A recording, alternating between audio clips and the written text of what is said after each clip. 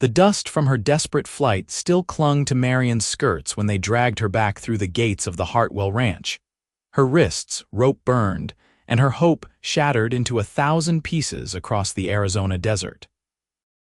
She had made it nearly 15 miles before the ranch hands caught up to her, their horses fresher and faster than the stolen mare she had taken in the dead of night. It was 1878, and the territory was unforgiving to a woman alone, but Marianne had been willing to risk rattlesnakes, Apache raids, and death by thirst rather than spend one more day as property of Marcus Hartwell. He had purchased her contract from a desperate family back in Missouri, promising honest work as a housekeeper, but the reality had been far darker. She was trapped, indentured, and treated no better than livestock. Marcus stood on the wide porch of his ranch house, his face red with fury as the men hauled her before him. The sun beat down mercilessly on the hard-packed earth of the yard, and Marianne kept her chin high despite the fear coursing through her veins. She was 22 years old, and she had spent 3 years under this man's cruel authority. 3 years too long. "You have cost me time and money," Marcus said, his voice cold as winter wind. "My men spent half the night tracking you down when they should have been sleeping. The horse you stole could have broken a leg in the dark." "Then let me go," Marianne said, her voice steady despite her trembling hands. "Release my contract. I will work anywhere else for anyone else." Marcus laughed, a harsh sound without humor. "And have every other servant on this ranch think they can just walk away. No, Miss Colby. You need to be reminded of your place. You need a punishment that everyone can see." He turned to one of the Mexican women who worked in the kitchen, a middle-aged woman named Rosa who had always been kind to Marianne in small, secret ways. "Fetch the shears. The good ones we use for the sheep." Marianne's stomach dropped. "What are you going to do?" "Your hair," Marcus said with satisfaction. "That pretty blonde hair you are so proud of. Every time you look in a mirror, you will remember what happens when you try to run from me." They forced her down onto a wooden chair in the middle of the yard, where everyone could watch. The ranch hands, the house servants, the stable boys, all of them gathered in a silent, uncomfortable circle. Rosa approached with tears in her eyes and shears in her hand, but Marcus snatched them away from her. "No, I will do this myself," he said. Marianne closed her eyes as she felt him grab a fistful of her hair. It had grown long over the years, falling past her waist in waves that caught the sunlight. Her mother had always said it was her finest feature, the color of wheat fields in summer. The sound of the shears was loud in the terrible silence, and she felt the weight of her hair falling away in thick chunks. Marcus was not gentle or careful. He hacked and cut without skill or mercy, leaving it jagged and uneven, barely reaching her jawline in some places, shorter than her ears in others. When he finished, he stepped back and surveyed his work with cruel satisfaction. "There. Now you look like what you are, common, worthless. Nothing special at all." Marianne opened her eyes and stood on shaking legs. She could feel the lightness of her head, the strange sensation of air on her neck where her hair had always provided warmth and coverage. She refused to cry in front of them. She refused to give Marcus that satisfaction. "Get back to work," he commanded the assembled crowd, "and let this be a lesson to all of you." Marianne spent the rest of that day scrubbing floors, her shorn head a constant reminder of her failed escape. Rosa tried to speak to her once, tried to offer comfort, but Marianne could not find words. She felt hollowed out, humiliated, marked. When she finally climbed to her small room in the attic that night, she looked at herself in the cracked mirror by candlelight. Her hair stuck out in uneven tufts and angles, making her look like a scarecrow or a madwoman. She touched it gingerly, feeling the rough edges where Marcus had cut without care. She did not cry that night either. Instead, she made a new plan. She would run again, and next time she would succeed. 3 days after her punishment, Marcus sent her into town with a list of supplies to purchase and strict instructions to return before sunset. He gave her just enough money for the items and nothing more, but Marianne knew this might be her only chance for weeks. The town of Copper Springs was small but growing, with a main street lined with businesses catering to ranchers, miners, and travelers passing through on their way to California. She completed her shopping quickly, loading the supplies into the back of the wagon Marcus had grudgingly allowed her to take. But instead of starting the journey back immediately, she walked down the street toward the telegraph office. If she could send a message to anyone back east, anyone who might help her, perhaps she could find a way out of her contract legally. She had saved a few coins over the years, hidden in the hem of her dress, and she was willing to spend every one. She was so focused on her destination that she did not notice the man on horseback until he called out to her. "Excuse me, miss. You dropped something?" Marianne turned to find a cowboy dismounting from a dusty paint horse, holding out a handkerchief that must have slipped from her pocket. He was tall and lean, with dark hair that needed cutting and eyes the color of good whiskey. He wore the practical clothes of someone who worked cattle for a living, worn denim, a faded shirt, leather chaps stained with trail dust, and a hat that had seen better days. There was something open and honest about his face that made her instinctively trust him, though she had learned the hard way not to trust men easily. "Thank you," she said, taking the handkerchief from his outstretched hand. Their fingers brushed briefly, and she felt an unexpected warmth at the contact.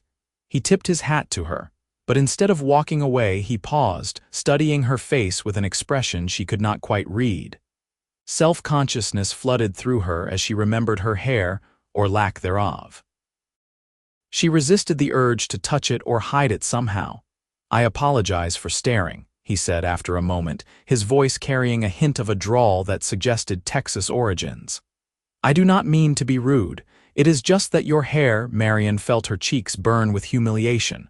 "I know how I look." "You do not need to comment on it." "Wait, no," he said quickly, concern crossing his features. "I was going to say it frames your face just right. You have beautiful bone structure and the short hair shows it off. A lot of women hide behind all that length, but you cannot hide. Everything about you is right there for the world to see." She stared at him, certain she had misheard. "What? Your hair," he repeated, meeting her eyes directly. "It frames your face just right. You look striking, like those photographs of ladies in the Eastern magazines, all modern and bold." Marianne felt tears prick her eyes unexpectedly, and she blinked them back fiercely. In 3 days, no one had said anything remotely kind about her appearance.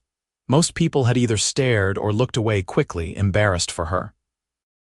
And here was this stranger, this cowboy, telling her she looked striking. "That is kind of you to say," she managed, "even if it is not true." "I do not lie about things like that," he said seriously. "Name is Clayton Reed, by the way. I am passing through on my way to a job up north, but I will be in town for a few days while my horse rests up. He threw a shoe about 10 miles back, and the blacksmith says he needs some time off his feet." "Marianne Colby," she said, then hesitated before adding, "I work at the Hartwell Ranch." Something shifted in Clayton's expression, a shadow passing behind his eyes. "Hartwell, I have heard that name. Big spread east of town, right? That's the one." "They say he runs a tight operation," Clayton said carefully. "Some say too tight." Marianne looked away, unable to hold his gaze. "I should get back. I have supplies to deliver and my employer does not like delays." "Did he do that to your hair?" Clayton asked suddenly, his voice quiet but intense. "Hartwell," she froze, her hand on the wagon wheel. She should deny it, should protect herself from getting into more trouble, but something about Clayton's directness made her want to be equally honest. "I tried to leave," she said softly. "I have a contract and he said I could not break it. So he cut my hair as punishment to mark me, to remind me every day that I cannot escape." Clayton was silent for a long moment, and when Marianne finally looked at him, she saw cold anger in his eyes, not directed at her but at the situation, at Marcus Hartwell, at the injustice of it all. "That is not right," he said. "A woman should not be held against her will, contract or no contract, and she sure as hell should not be mutilated for trying to be free." "Welcome to reality," Marianne said bitterly. I was foolish to sign that contract in the first place, but my family needed the money and I thought I was coming to an honest position. By the time I realized the truth, it was too late. How much longer on your contract? 2 years. It might as well be forever. Clayton removed his hat and ran a hand through his hair, clearly troubled. Listen, Miss Colby, I do not know you and you do not know me, but I want to help if I can. I will be at the boarding house on 2nd Street for the next few days. If you need anything, if you need someone to talk to or someone to stand up for you, you come find me. All right. Marianne wanted to trust him, wanted to believe that a stranger could care about her plight, but life had taught her to be cautious. Still, she nodded. Thank you, Mr. Reed. That is more kindness than I have encountered in a long time. Clayton, he corrected gently. And you deserve kindness, Miss Colby. You deserve a hell of a lot more than what you have been getting. She climbed into the wagon and took up the reins, but before she urged the horses forward, she looked back at him one more time. He was still standing there, watching her with those warm brown eyes, and for the first time in 3 days, Marianne felt something other than despair. She felt a tiny flicker of hope. The next 2 days passed slowly at the ranch. Marianne went through her duties mechanically, cooking, cleaning, mending, all the endless tasks that filled her days from dawn until well past dusk. But her mind kept drifting back to Clayton Reed and the way he had looked at her, the genuine concern in his voice. She thought about his offer of help, but she could not imagine how a traveling cowboy could possibly break an ironclad contract with one of the most powerful men in the territory. On the 3rd day, Marcus announced that he would be traveling to Tucson for a cattle auction and would be gone for a week. This was not unusual. He often left the ranch in the hands of his foreman, a gruff but generally fair man named Otis, who cared more about the cattle than about tormenting the household staff. With Marcus gone, the entire atmosphere of the ranch relaxed slightly, like everyone could breathe a little easier. That evening, after her work was done, Marianne made a decision. She asked Rosa to cover for her, claiming a headache and an early night, but instead of going to her attic room, she slipped out the kitchen door and walked the 3 miles into town. The sun was setting, painting the desert sky in shades of orange and purple, and the cooling air felt like a blessing after the heat of the day. She found the boarding house on 2nd Street easily enough, a 2-story structure with a wide porch and rocking chairs where a few residents sat smoking and talking. She hesitated at the bottom of the steps, suddenly unsure. What was she doing here? What did she expect Clayton to do? But before she could turn back, the door opened and Clayton himself stepped out. He saw her immediately, and surprise followed by pleasure crossed his face. "Miss Colby," he said, coming down the steps to meet her. "I was hoping you might come by." "I should not be here," she said quickly. I do not know. I suppose I wanted to talk to someone who sees me as a person and not just a servant or a runaway." "You are always welcome here," Clayton said. "Come on, let us walk. There is a path down by the creek that is real pretty this time of evening." They walked together through the quiet streets of Copper Springs, neither speaking at first. Marianne found the silence comfortable rather than awkward, which was rare for her. She had grown accustomed to filling silences quickly, anticipating needs before they were spoken, staying always on guard. But with Clayton, she felt like she could just be. When they reached the creek, they sat on a fallen log near the water's edge. The sound of running water was soothing, and the first stars were beginning to appear in the darkening sky. "Tell me about yourself," Clayton said. "Not about Hartwell or the ranch. Tell me about Marianne Colby. Who are you when nobody is telling you what to do?" The question caught her off guard. It had been so long since anyone asked about her, about what she wanted or thought or dreamed about. "I am not sure I know anymore," she admitted. "I used to love reading. We had a small collection of books back home and I would read them over and over. Poetry, novels, even books about history and science. I wanted to learn everything. What else? I liked horses. I learned to ride when I was young, and there was a freedom in it that I have never found anywhere else. Just me and the horse and the open land, nobody to answer to, nowhere I had to be. She paused, then added softly, "I suppose that is why I tried to run. I remembered that feeling of freedom and I wanted it back so badly I was willing to risk everything." "You will have it again," Clayton said with quiet certainty. "I promise you that. You cannot promise something like that. You do not have that power." "Maybe not yet," he agreed. "But I am working on it." Marianne turned to look at him properly. In the fading light, his profile was strong and honest, and she felt a flutter in her chest that had nothing to do with fear and everything to do with attraction. "Why do you care? You do not know me." "I am just a stranger you met on the street." Clayton was quiet for a moment, choosing his words carefully. "My mother was in a situation similar to yours once. Before she met my father, she was working for a family back in Tennessee and they treated her poorly. Worked her half to death, barely fed her, kept her isolated from anyone who might help. She tried to leave once and they beat her so badly she could barely walk for a week." His voice was tight with old anger. "My father was a traveling preacher and he came through town just after that happened. He saw the bruises, saw the fear in her eyes, and he decided right then and there that he was going to get her out of that situation no matter what it took. How did he do it? He bought her contract. Paid 3 times what it was worth because the family knew they had him over a barrel. Then the minute the papers were signed, he tore them up in front of everyone and told my mother she was free. He asked if she would consider traveling with him as his wife and she said yes. They were married that very day." Clayton smiled at the memory. "They had 30 good years together before she passed, and my father always said that buying her freedom was the best money he ever spent." Marianne felt tears sliding down her cheeks, though she had not meant to cry. "That is a beautiful story. It is a true story," Clayton said. "And it taught me that sometimes you meet someone and you just know they are important. You know you are supposed to help them, supposed to be part of their story. That is how I felt when I saw you in town 3 days ago. I looked at you and I knew." "Knew what?" He turned to face her fully, and the intensity in his eyes made her breath catch. "That you were going to matter to me, that you already mattered to me." The words hung in the air between them, full of possibility and promise.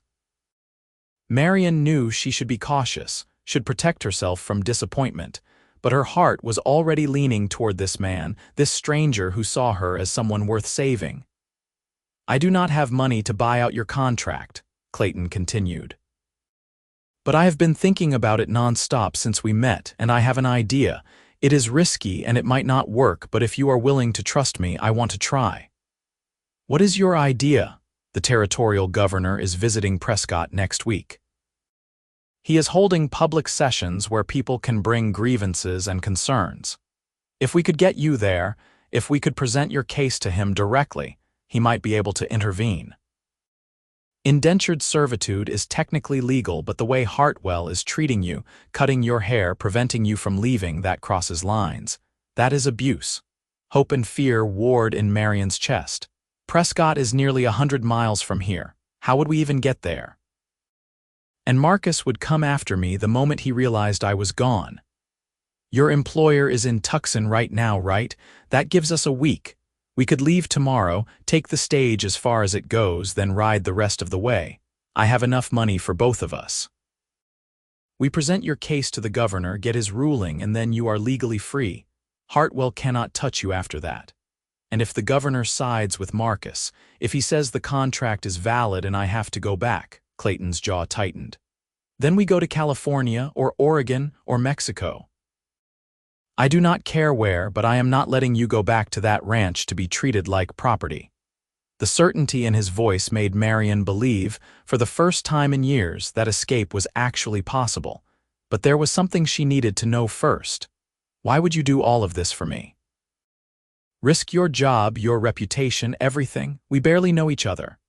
Clayton reached out slowly, giving her time to pull away if she wanted, and took her hand in his. His palm was calloused from years of ranch work, warm and strong. I know this is fast, I know it probably seems crazy.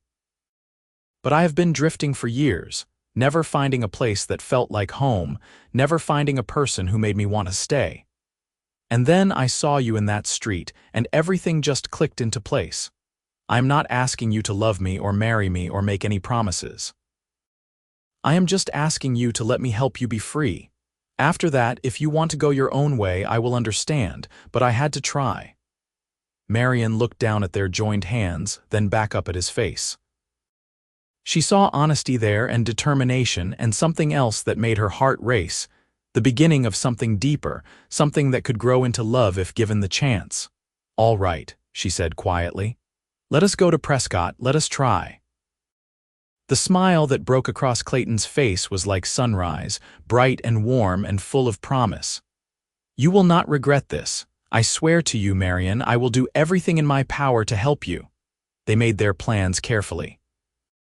Marianne would leave the ranch before dawn, claiming she was going for a walk as she sometimes did when she could not sleep. Clayton would meet her on the road with horses, and they would ride hard for the stage station at Black Canyon, about 20 miles north. From there, they could take the stage to Prescott and arrive with 2 days to spare before the governor's public session. Marianne walked back to the ranch that night with her heart pounding and her mind racing. She was about to gamble everything on a man she had known for less than a week, but somehow that felt right. Sometimes you had to take a leap of faith. Sometimes you had to trust that the universe was pushing you toward something better. She slept poorly that night, waking every hour to check the position of the moon. When she finally rose and dressed in her sturdiest clothes, the sky was still dark but beginning to lighten at the edges. She left her few possessions behind. They would only slow her down, and crept down the stairs and out through the kitchen door. Clayton was waiting exactly where he said he would be, holding the reins of 2 horses. He had a bedroll and saddlebags packed with supplies, and he had brought a coat for her since the mornings were still cold. "Ready?" he asked quietly. "Ready," she confirmed. They rode through the pre-dawn darkness, pushing the horses as fast as they dared over the rough terrain. Marianne kept expecting to hear pursuit behind them, kept imagining Otis or one of the ranch hands discovering her absence and coming after her. But the land remained silent except for the sound of hoofbeats and the distant cry of a coyote. The sun rose as they rode, flooding the desert with golden light. Marianne had forgotten how beautiful the world could be when you were moving through it freely, when every mile took you closer to something better instead of binding you tighter to something worse. She looked over at Clayton, riding easily beside her, and felt a surge of gratitude and affection so strong it almost overwhelmed her. They reached Black Canyon by mid-morning, hot and dusty and tired but exhilarated. The stage was not due until afternoon, so they rested in the shade of the station, sharing water and dried beef from Clayton's supplies.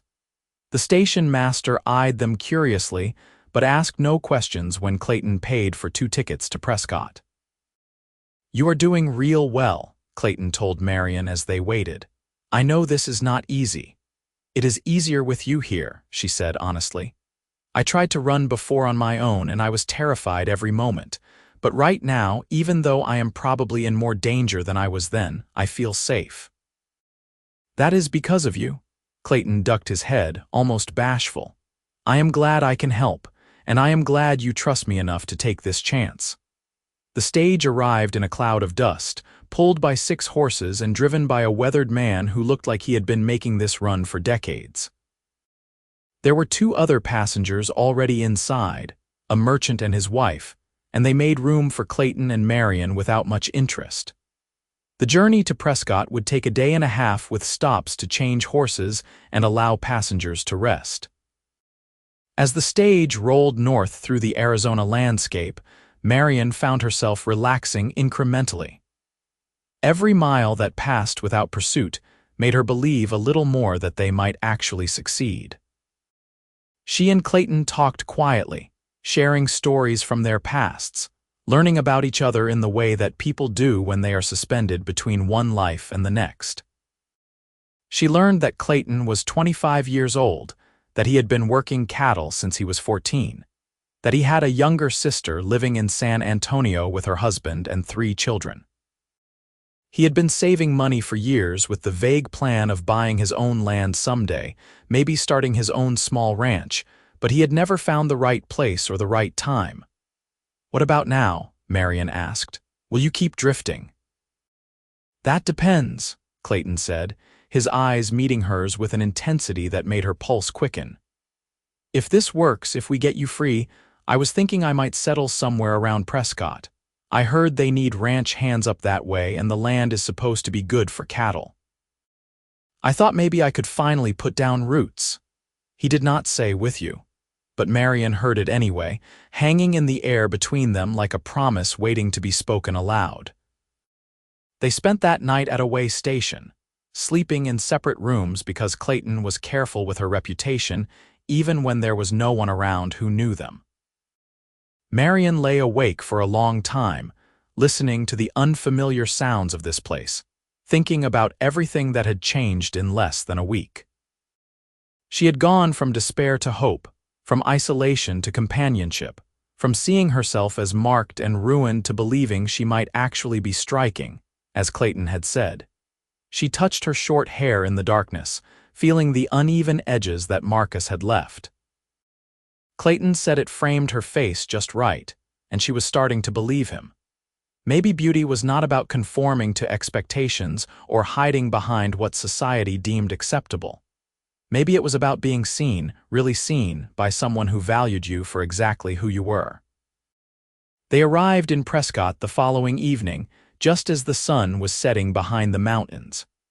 The town was larger than Copper Springs, with proper streets and buildings that spoke of prosperity and permanence. Clayton found them rooms at a respectable hotel, again paying for separate accommodations, and they agreed to meet for dinner to plan their approach to the governor's session. Over plates of beef stew and fresh bread, Clayton outlined what they needed to do.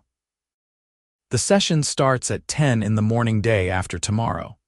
People will line up to present their cases, so we should get there early to make sure you get a spot. You will need to tell your story clearly and honestly. Do not hold back about how Hartwell has treated you. The governor is known for being fair-minded, but he is also practical.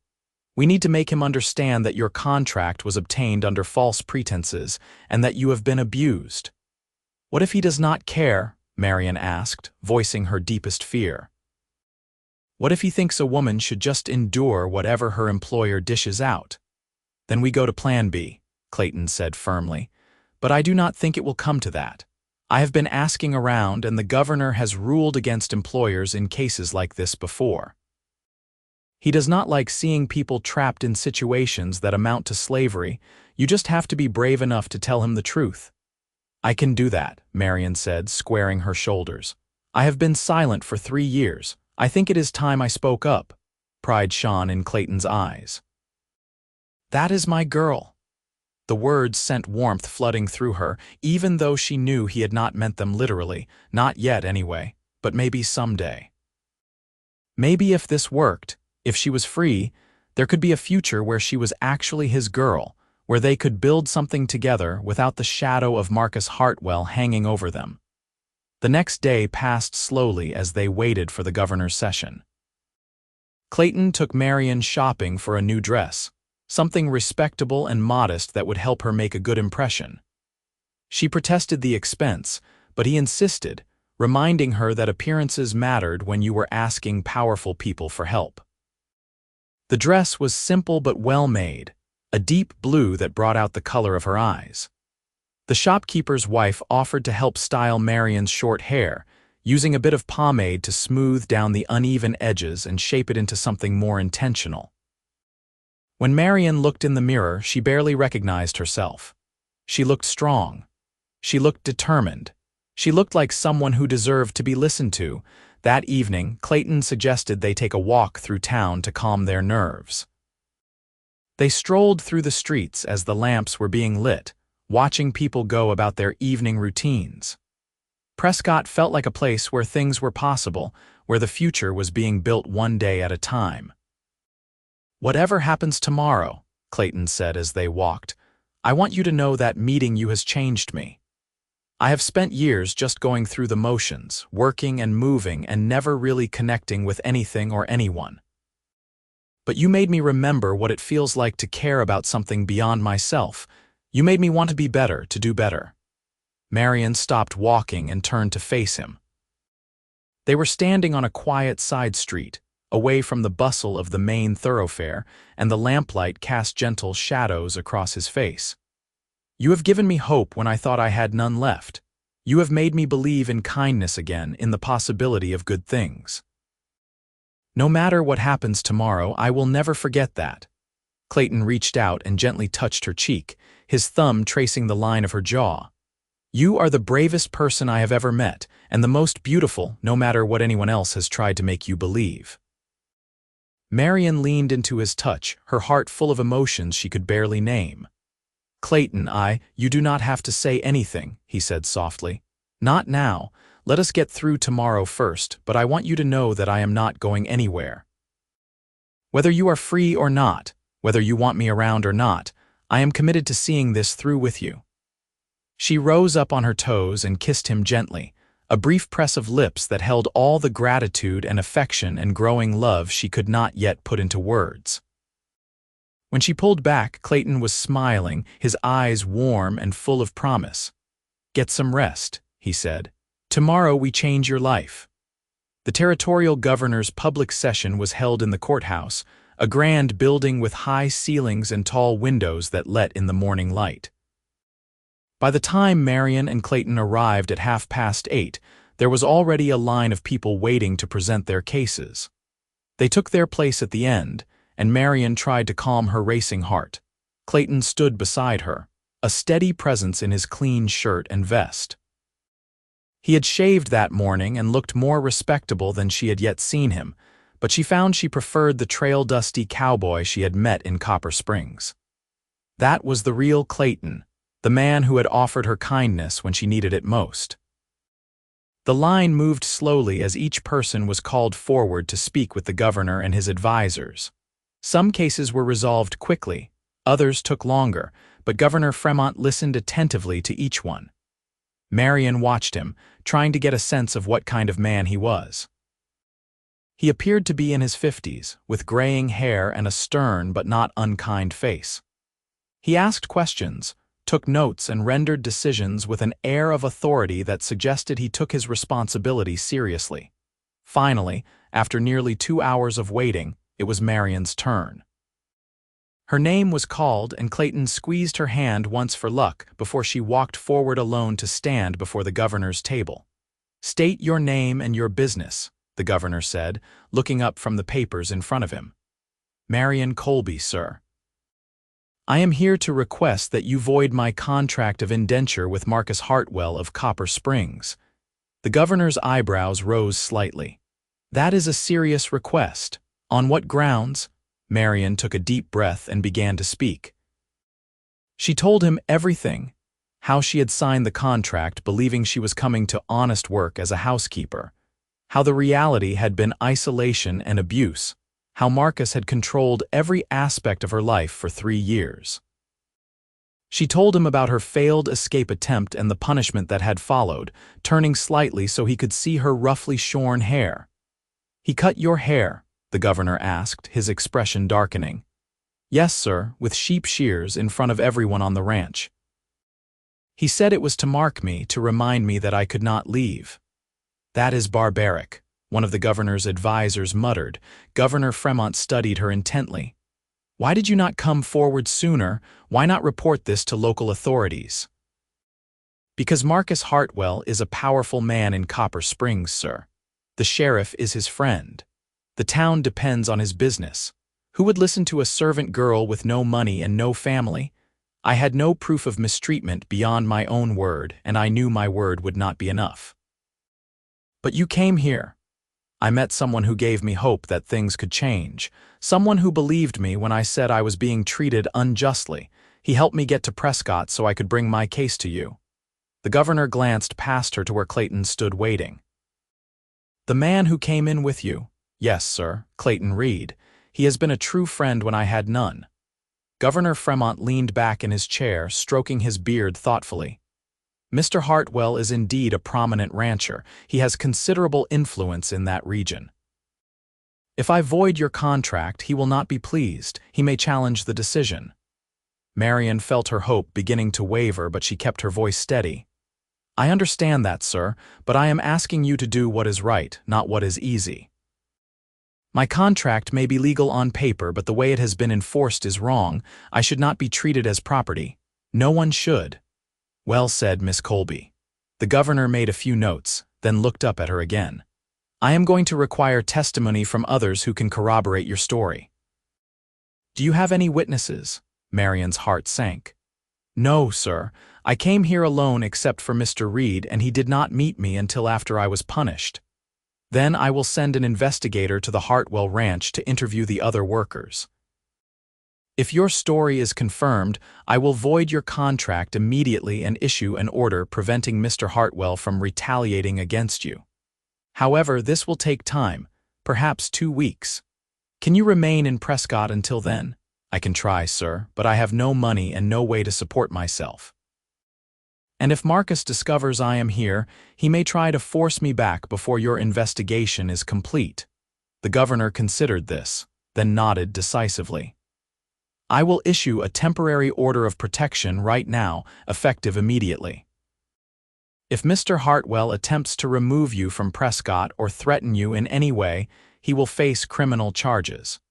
You are under the protection of this court until the investigation is complete. Is that acceptable?" Relief flooded through Marianne so intensely that her knees nearly buckled.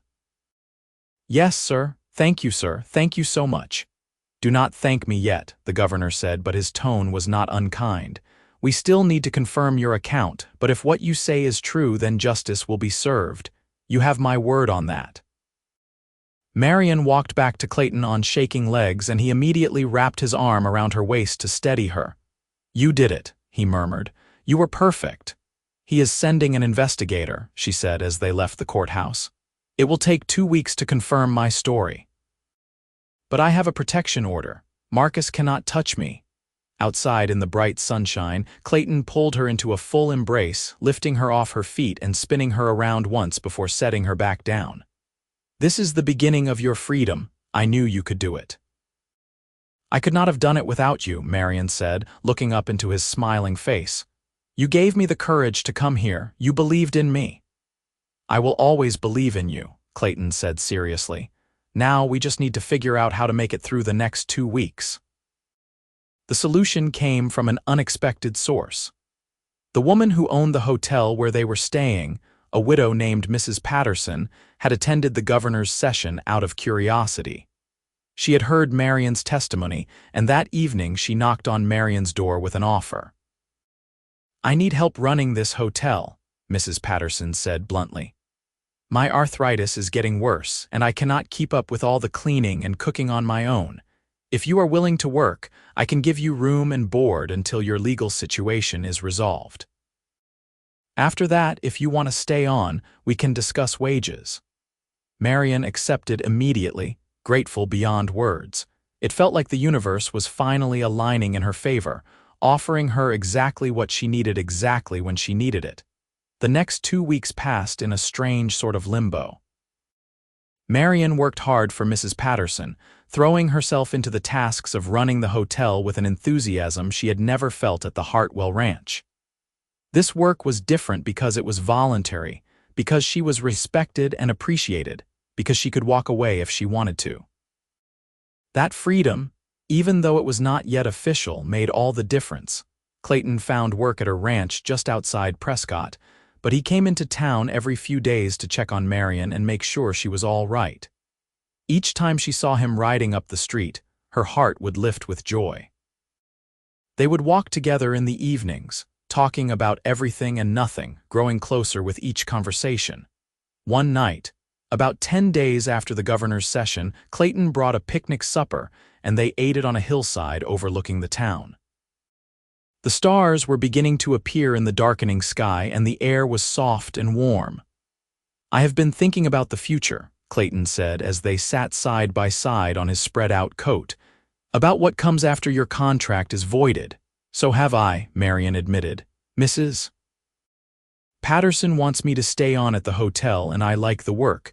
I like Prescott. It feels like a place where I could build a life." "I am glad," Clayton said, "because I have been offered a permanent position at the ranch where I am working. The owner wants to expand his operation, and he needs someone who knows cattle and is willing to work hard. The pay is good, and there is a small house on the property that comes with the job." Marianne's breath caught. "Are you saying you want to stay here, in Prescott?" Clayton turned to face her, taking both of her hands in his. "I am saying I want to stay near you. These past 2 weeks have confirmed something I already suspected. I am in love with you, Marianne. I know it is fast, and I know you have been through hell, and I do not want to pressure you into anything, but I needed you to know how I feel." Tears spilled down Marianne's cheeks, but they were happy tears, tears of joy and relief and overwhelming emotion. "I love you too. I think I started falling for you the moment you told me my hair framed my face just right. You saw me when everyone else just saw something broken and marked. You made me believe I was worth saving." Clayton cupped her face gently, his thumbs brushing away her tears. "You saved yourself, Marianne. You were brave enough to run, brave enough to try again, brave enough to stand before the governor and demand justice. I just helped you along the way." "We helped each other," she said, "and I want to keep doing that. I want to build a future with you, Clayton. I want to see where this love takes us." He kissed her then, slow and sweet and full of promise. It was different from their first brief kiss in the street. This was deeper, more certain, a kiss that said, "I choose you and I am here to stay." When they finally pulled apart, both of them were smiling. "When your contract is voided," Clayton said, "and you are truly free, I want to marry you if you will have me." "Yes," Marianne said without hesitation. "Yes, I will marry you." They sat on that hillside until the stars filled the sky, making plans and dreaming dreams. Two people who had found each other at exactly the right moment. The governor's investigator arrived back in Prescott on the 14th day. He had spent a week at the Hartwell Ranch, interviewing workers and examining records, and his report confirmed everything Marianne had said. Rosa and several other workers had corroborated her story about the abuse and the hair cutting, and the investigator had documented inconsistencies in Marcus Hartwell's record-keeping that suggested he had been deliberately keeping his indentured workers in debt and unable to fulfill their contracts. Governor Fremont summoned Marianne to the courthouse once more, and this time Clayton was allowed to stand beside her as the decision was read. "Miss Marianne Colby, after thorough investigation, this court finds that your contract of indenture with Marcus Hartwell was obtained under false pretenses and has been enforced in a manner that constitutes abuse and illegal restraint.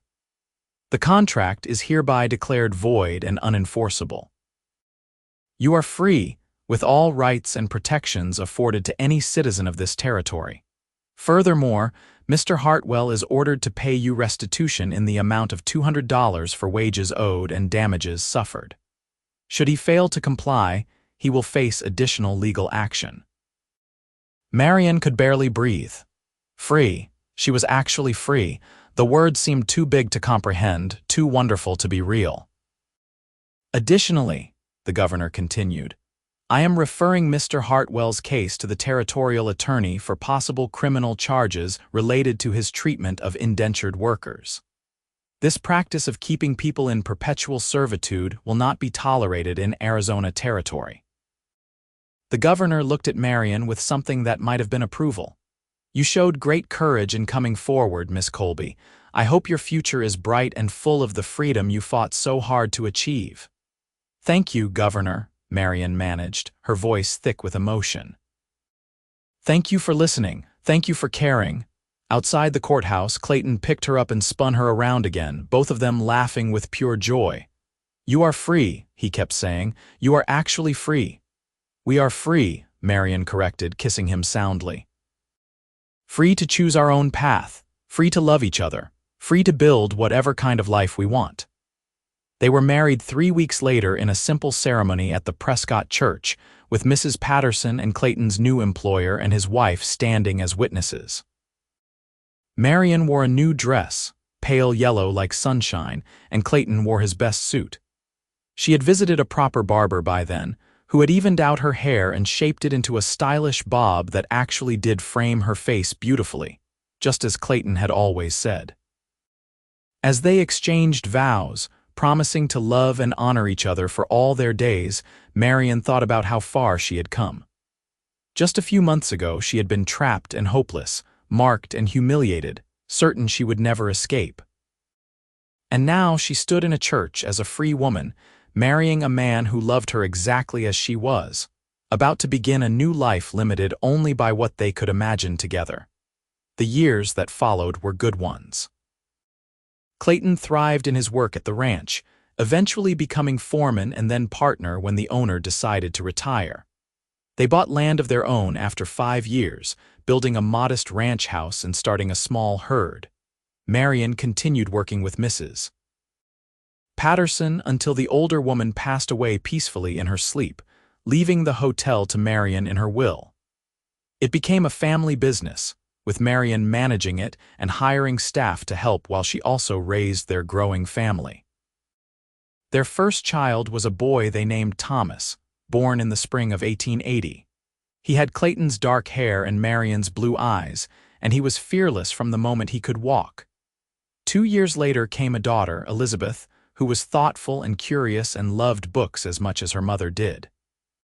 A second son, James, arrived 3 years after that, completing their family. Marianne never let her hair grow long again. She kept it short and stylish, a constant reminder that she had survived, that she had fought for her freedom and won. When her daughter asked about it one day, why Mama's hair was different from other ladies, Marianne told her the whole story.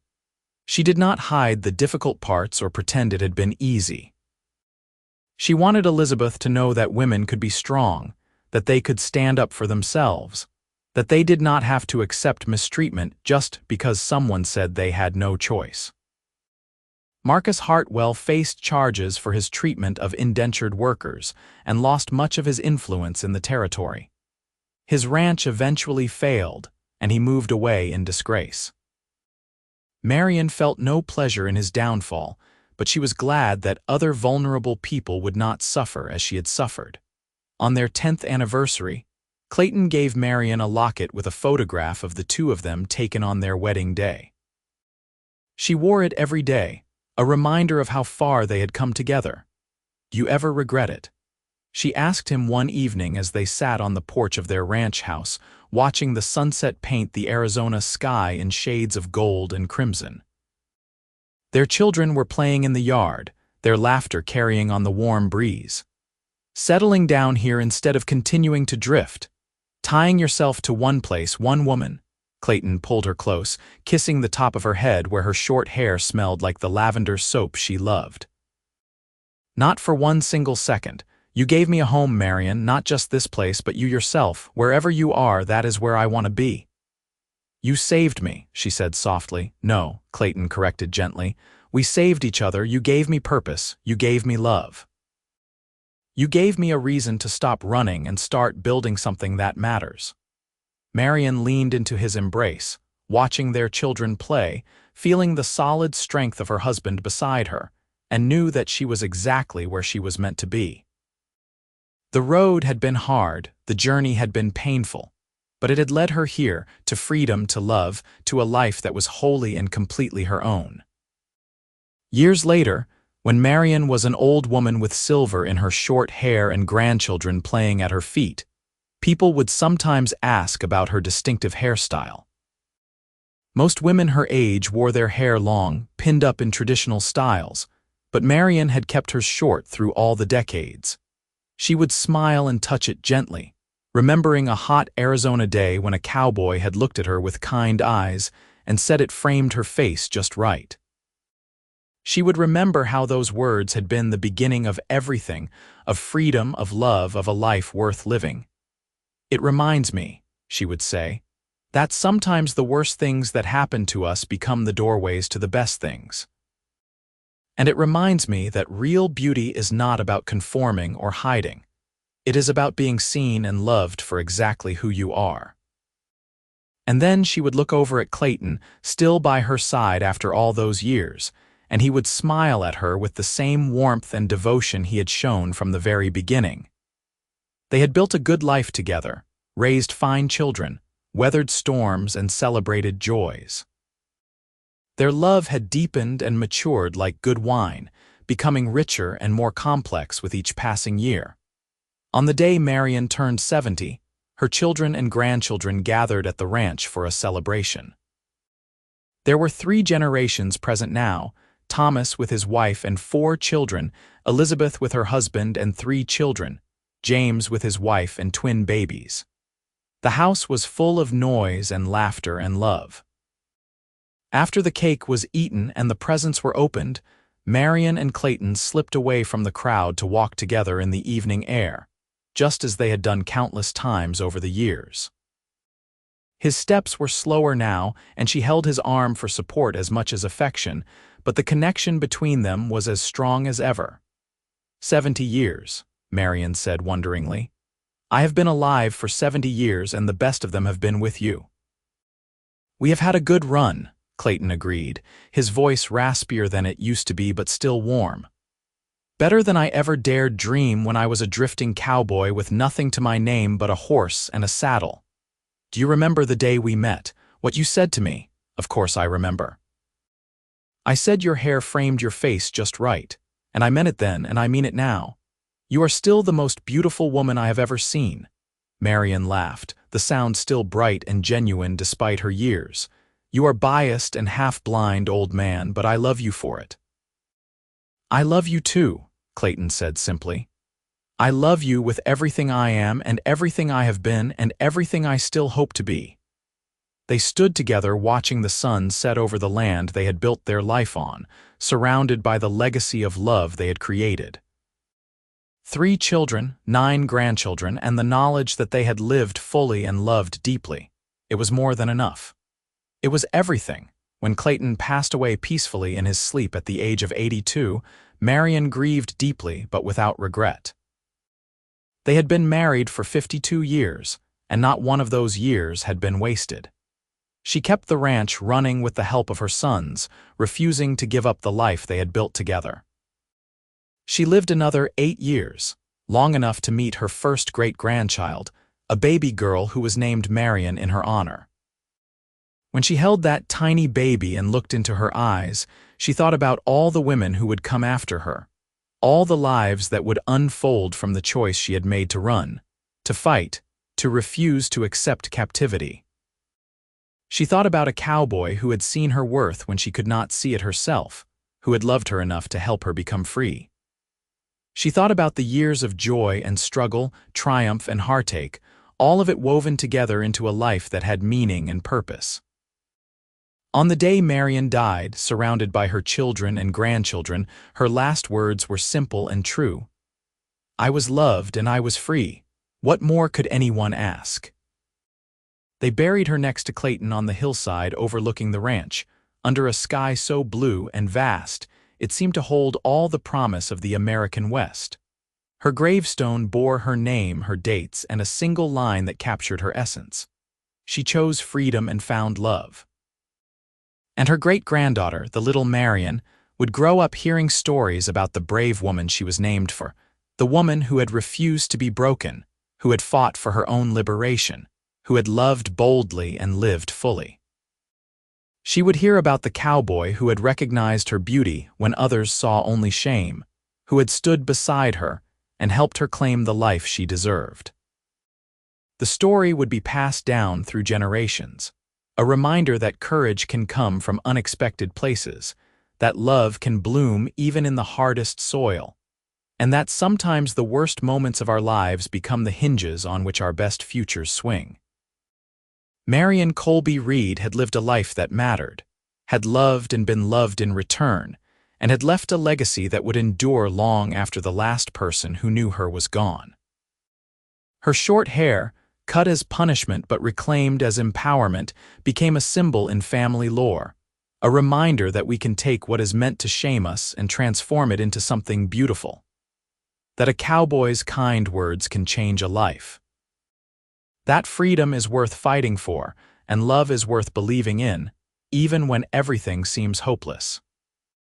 In the end, that was the real story, not the suffering or the escape or even the triumph, but the love that sustained two people through decades of life, the partnership that turned two solitary souls into a family, the choice to see beauty where others saw only damage.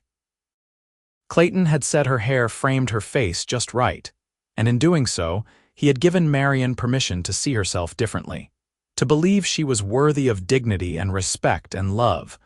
That gift, the gift of being truly seen, was what Marianne cherished most in all her long and full life. It was what she tried to pass on to her children and grandchildren, the understanding that everyone deserves to be seen for who they really are, that kindness costs nothing but can mean everything, and that love, real love, does not try to change or control or diminish. It celebrates. It liberates. It frames your face just right.